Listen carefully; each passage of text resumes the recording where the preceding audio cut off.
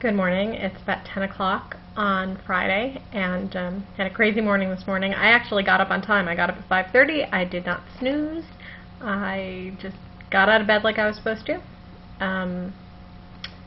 But morning was still crazy because I had to go into school early to sell tickets to the silent auction that I'm co-chairing, so I didn't have time to make a video. It's not that I didn't have time, I just didn't have any time where people weren't like running in, finding clothes, making noise, watching me. I don't know, I like to do these alone. But, yeah, so, crazy story in the news this morning. This NFL player from a team I've never heard of in Texas, he was on the way to the hospital the other day in Dallas with his wife and a couple of older relatives. His wife's mother was dying of breast cancer. I mean, she was minutes away from death. You know, they told them to hurry up and get in so that they could say goodbye. So they get to the traffic light at the hospital. It's red. He stops. You know, he looks both ways. He makes sure nobody's coming. He goes through it and goes into the parking lot of the hospital and parks. And a police car turns on its lights and follows them in because he saw the officer saw him run the red light. So, you know, the officer apparently, it's all caught on the officer's dash cam, okay? It's kind of indisputable when, you know, when you hear what the story is, it's actually scarier that it was caught on camera because this officer knew that everything that he was doing was going to be on camera and he did it anyway. And according to the Dallas police chief, still sees nothing wrong with what he did. But anyway, officer gets out of the car, takes out his gun, okay? All that's happened is an SUV has, you know, carefully gone through a red light and parked.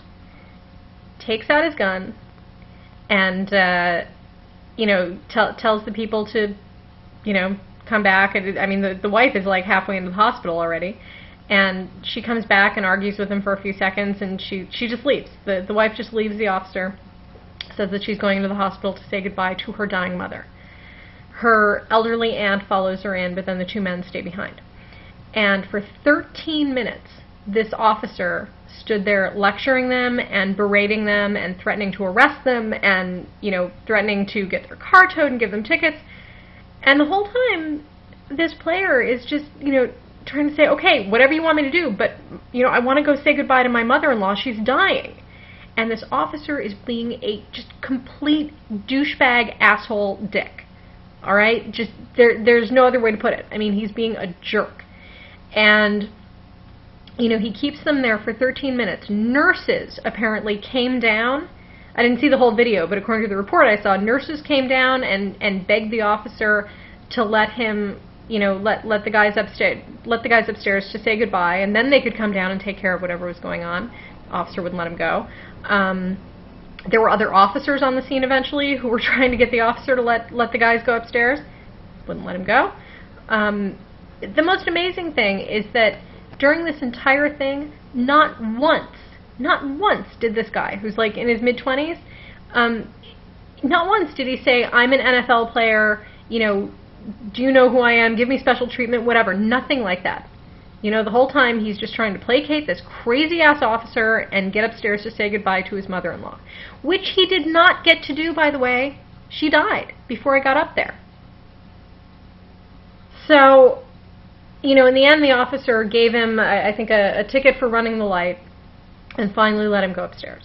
And, you know, the poor guy got up there, and the other gentleman that was with him, I forget what relative the older man was, they get up there and the mother-in-law has died already. And so he didn't get to say goodbye.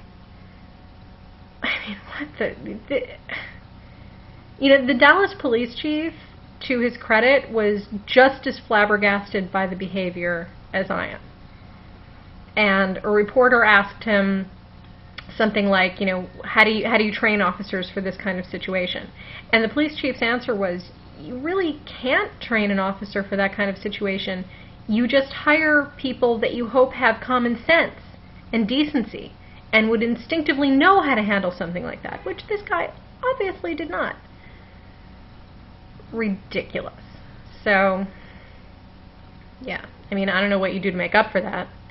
It's not like you can bring the the mother-in-law back so that he could say goodbye. Poor woman, you know, dying of breast cancer, just wants to say goodbye. But the nurses said they like came down and said, you know, we've coded her a second time, trying to keep her around so you can say goodbye. Wouldn't let him up. Amazing, just unbelievable. You know, I am a big supporter of police officers, but when you have guys who I think just went into the profession just to kind of lord it over other people and show their power, that's just dangerous. It's just scary dangerous.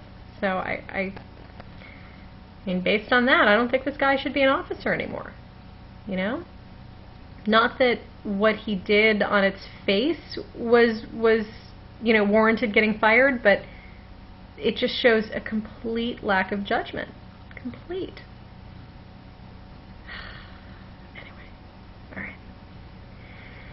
Gotta get to work.